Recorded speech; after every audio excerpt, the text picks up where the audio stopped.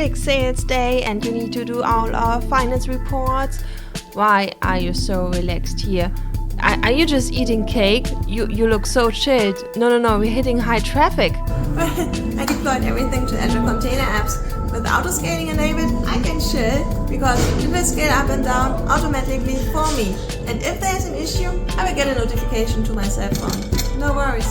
To enable autoscaling in my Azure Container Apps, I can do it via infrastructure as code, or very easily, let's review and change it within the portal. So first, let's scale up. So I will just use a bigger machine to be prepared for a bigger workload. I can scale up the container resource allocation, CPU and memory, by just clicking and changing this.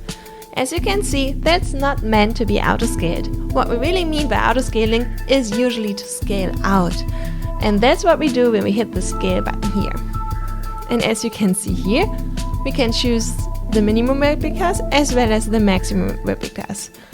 This one is set to be between 0 and 10. Yes, with Azure Container Apps, we can scale down to 0. So make sure, if you use that option, that your app is able to scale that fast up again. And here's a cooldown period. If no traffic hits our app, how long it should wait. So the default is 300 seconds, so it is in seconds, but we can also make that shorter to be like very efficient with our resource allocation. And the polling intervals, this interval is to check each event source in seconds.